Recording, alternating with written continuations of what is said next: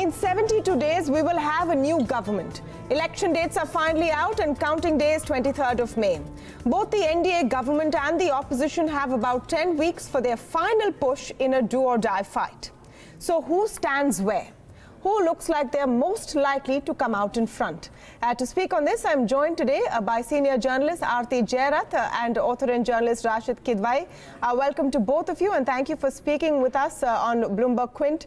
Arati, now that the dates are out, we know how much time both sides really have, and to look at the latest sort of data which has come to the fore with surveys, is it as simple as people are looking at it, that this is going to be just a matter of formality for the BJP and Modi will have a second term? How do you perceive the situation right now?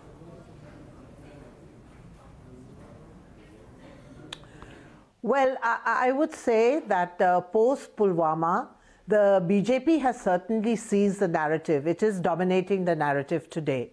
And the BJP has also managed to spook the opposition to the extent that the narrative that the opposition had built up over the last 4 months, which had actually put the BJP and the government on the defensive. That was a narrative of joblessness, of rural distress, destruction of institutions. That narrative, somehow the opposition has got derailed, you know, under this whole sort of hyper-nationalism that the BJP has created post-Pulwama and post the Balakot airstrikes. So today, I mean, if you look around you, you know, certainly Modi seems to be dominating. The BJP seems to be dominating. They have also very quickly put together alliances in states like Maharashtra. They've, you know, they were having trouble with the Shiv Sena, but they moved very quickly there. They've put together the alliance in Jharkhand, in Bihar, in Tamil Nadu, everywhere. I mean, they've moved really fast. On the other hand, look at the opposition. It's still stumbling and fumbling about, you know, its alliances. Yeah. Even in the not-so-contentious states like Tamil Nadu and Bihar, you know, and Maharashtra, the Congress has not been able to finally seal the deal with its allies in those states. And of course, places like Delhi and UP, which are really critical states, and I will put these two as really critical, because UP, of course, has 80 Lok Sabha seats, and this is where the BJP you know, swept and therefore got its majority in 2014. And Delhi, because Delhi is a national capital, it punches above its weight, and, you know, whatever happens here becomes national news. In these two states, the Congress is, you know, again, there seems to be no alliance happening. They keep having these start and stop talks with potential allies, but nothing seems to be actually materializing. So as of now, the BJP's campaign certainly looks much better organized. You know, they've got an emotive issue with which they're sort of barreling forward. And, you know, the opposition has yet to get its numbers together, has yet to get its narrative off the ground. The only thing I will say, though, is that, you know, while nationalism and Balakot and, you know, Pakistan and all are very emotive issues, and the BJP has successfully seized on them and built and, you know, crafted their campaign around these issues. You know, the bread and butter issues that the opposition was talking about have not gone away. You know, the problem of jobs, of a stagnant economy, of rural distress, these problems still remain. So, you know, ultimately what you're seeing is on the ground, you know, a kind of clash between the hyper-emotionalism of BJP's nationalism plank and the bread and butter issues that, you know, the difficulties that people are facing on a daily basis. You know, and, you know, the thing is, are people going to vote with their heads or their hearts? You know, I think we'll know on the 23rd of May. No, absolutely. But just a couple of things, and which is why I started with that question. Rasheed Kidwai, let me come to you.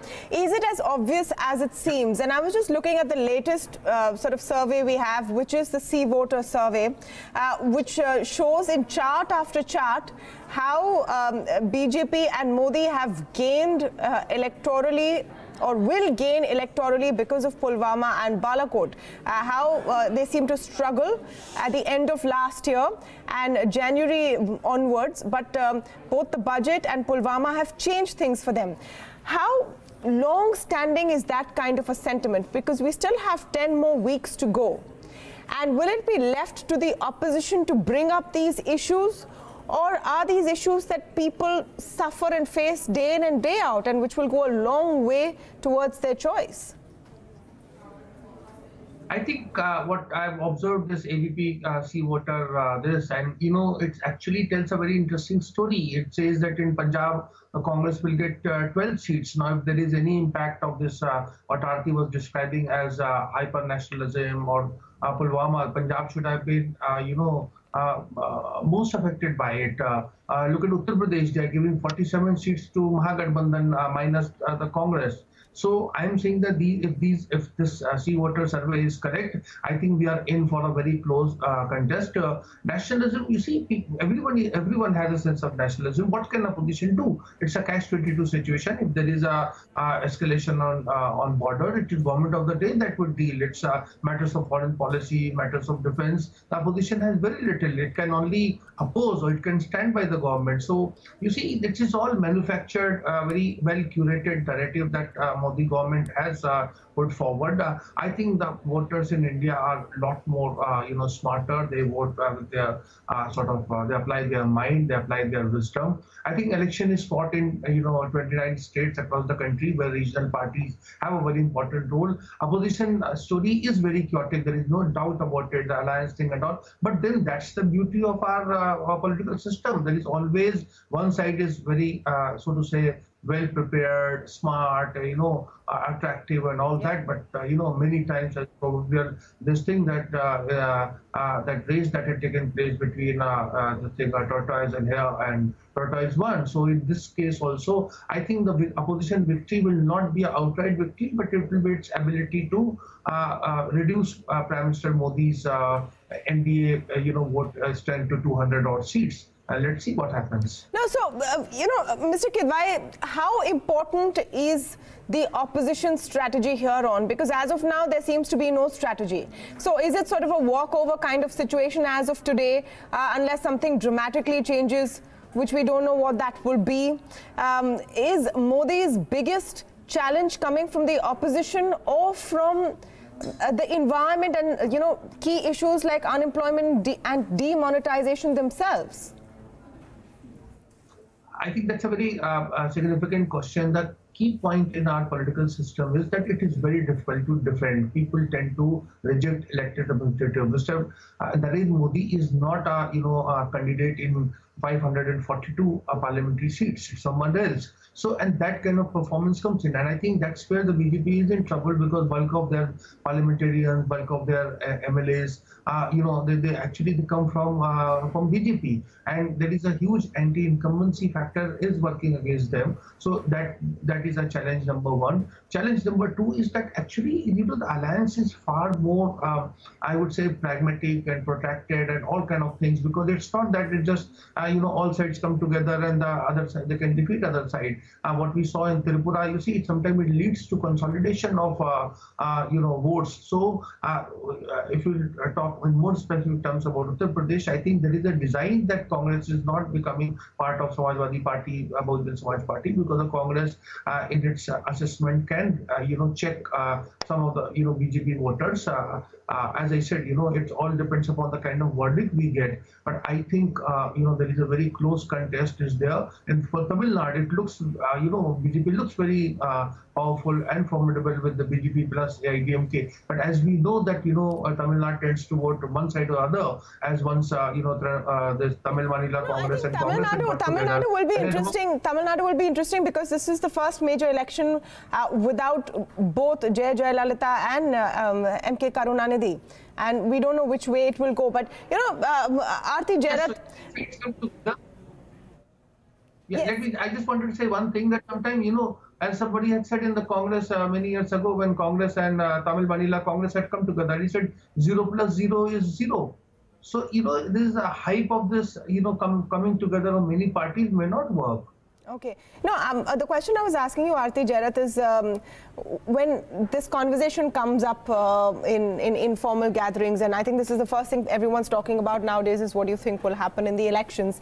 And one constant refrain that at least I hear is even people who have a question mark or a doubt about voting for the BJP once again ask, but what is the alternative? Do you think that that is a huge issue? And I'm also asking this in the context of the whole, blog and post that Arun Jaitley put out today talking about leadership. Is the leadership question the most significant it has ever been in Indian elections this time around? Or is that something limited to, say, your urban elite voter?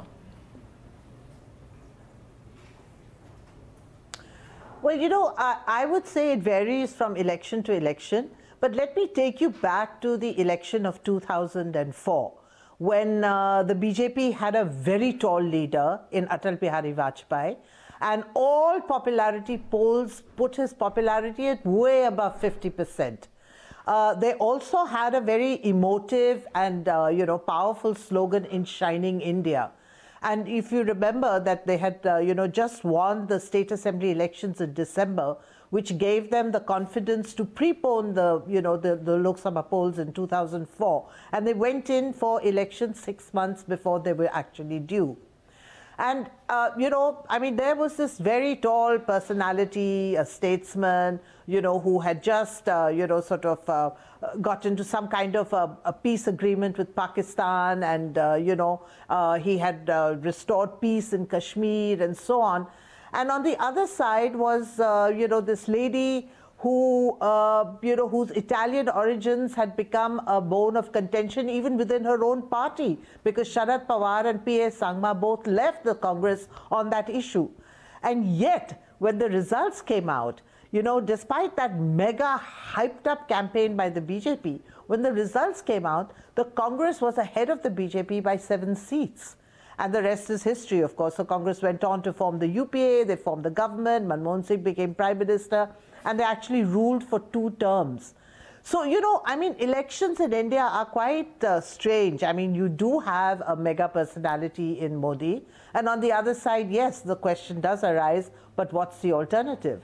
But, I think when people go out to vote, they don't necessarily, because ours is not a presidential system. A lot of factors come into play when people go out to vote. They look at the candidate, they look at the party, they look at local issues, they look at, what's been happening in their lives, who do they think can, sort of help them get ahead more.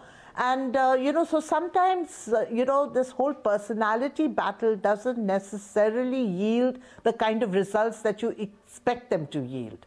So I would hesitate to say that just because Modi is such a dominant figure today, that, the BJP is running away with the election. No, I think people are going to, they will wait and watch. They will see how the campaign unfolds. They will see the candidates that each party chooses. They will see the kind of issues that are raked up, during campaign. And then they will make up their minds. There are committed voters on both sides. It's the floating voter that really decides an election. And the floating voter, I think, decides really closer towards voting day. Yeah. Let's talk about then the role of the media, because Arati, Jerath, of course, spoke about 2004, and that's a very significant election in the sense of the comparisons she draws between the popularity of Atal Bihari Vajpayee then and Narendra Modi now. The big difference, of course, was Rasheed, Kidwai, social media, the influence of news television, the prevalence of it, and there's no clarity yet on how big a part these mediums play in influencing voters' choices or giving them the information which will help them make a choice. Do you think that this is why it's become such a big factor? People believe what they see on these mediums, and it goes a far way, quite a distance in influencing their perception, even though their reality may be different. Yes, I think that's one area where the NDA under Prime Minister Modi has taken a huge head start. But remember, as a student of communication, I can tell you, see, the media perpetuates that existing, belief system. If somebody is a Modi supporter, then obviously a lot of media platforms are catering to that, and there seems to be a very clear head start. But sometimes I wonder when I interact with people, who are the new voters who have come in? I mean, have you come across a person who had not voted for BJP and Prime Minister Modi in 2014 and now says, no, he or she will vote for it? So there are these kind of questions are there that need answer. I think we need to also look very closely in, regional media. What is regional media saying? What is regional TV channels are saying? What are the other, online platforms are saying? So we get a very different kind of picture. What I'm saying is that media does influence, but it cannot alter the narrative. Otherwise, that stronger side would have never lost more, even if it was 1977 or 1989 or 2004, as Arati was saying. So there are a lot of local factors are there, local issues are there. On economic terms, people want to know, are they better off what they were in 2004 or sorry, 2014? So these are the questions that everyone would be asking before casting vote. Apart from information which was out there, people's own perceptions, the only thing you can really go by when looking at trends for a general election, I guess, are by-poll results. And which is why, Arati, Jerath, let me come to you on that bit. Because if you see how people have voted in parliamentary seats, which they will now from the month of April onwards, there the BJP has lost. It, in fact, lost 9 seats between 2014 and 2019. The Congress won 5 and others won 4 from what they had earlier. So that's where that trend is going. But one could argue that the BJP already had a much wider base. So, this 9 seats they lost may still not be a reflection of the larger picture. How would you look at the importance of by-poll results in trying to analyze what happens next? Well, I mean, if we look just at Uttar Pradesh, where we had 3 by-polls, including the seat of the UP Chief Minister Yogi Adityanath, Gorakhpur, which he has held, I think, for 4 or 5 terms. The BJP lost all 3 because the SP, BSP and RLD came together and fought, those seats. So, I mean, if these by-poll results tell you the power of the arithmetic of that alliance which Mayawati, Akhilesh and Ajit Singh have sewn up, then I think the BJP is in trouble in UP. And that is really the key state, because they won 73 of the 80 seats there. And I think that is really what got the BJP to a majority, something which no party had got since Rajiv Gandhi in 1984.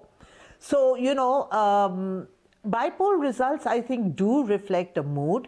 But this is where, this whole Pulwama and Balakot have kind of, blurred things a little bit. Because right now, there's so much emotional hype around Balakot and, this whole nationalism and national security that, the real issues have got blurred. Caste divisions have got blurred. But I am really, I really wonder whether the BJP can maintain this hype for, how long did you say? 72 days, right? Yes.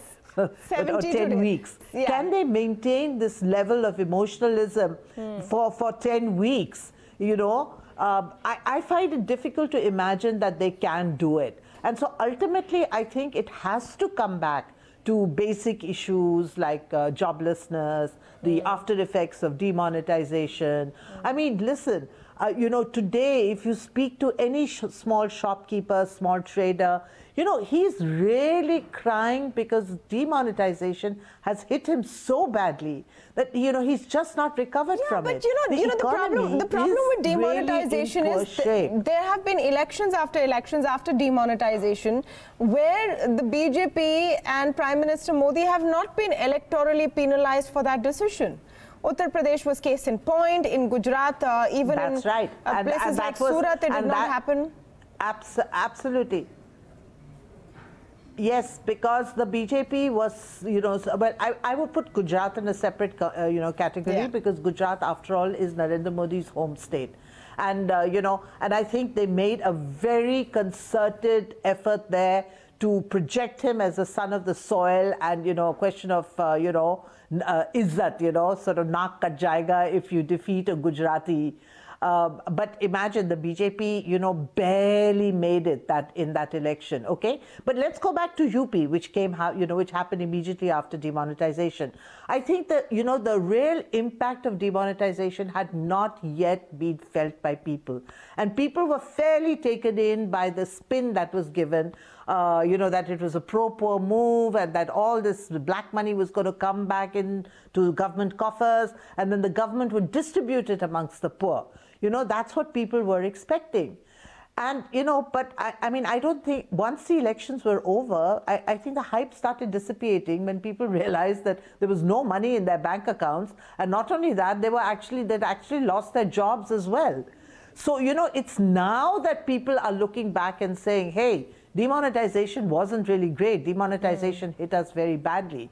And today, people, and that is why the narrative till Pulwama had actually got the BJP on the back foot. They had no answers. Yeah. That's why they had to come out with this utterly populist budget full of sops for every single class that they could possibly, reach out to, because they were defensive. That's the thing, so, okay. Sorry, to complete your point, because I want to take off from what you're saying. No, please. So that's the thing, and I'll come to Rasheed Kidwai on this. The BJP responded. As of December last year, after Madhya Pradesh, Chhattisgarh, Rajasthan, they were looking like they were on the back foot.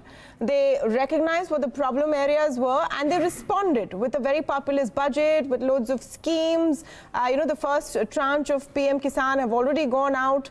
There has been a response. Let's look at what the other side has done or the opposition has done. In this case, it is like they are sitting on a pile of issues to take up but are not sure really what to do. The Congress in particular is going on about Rafale when there is so much else to talk about without any clarity on how much Rafale is really going to have any say in this election. Do you think that the Congress and the opposition really is not making as much an effort as they need to?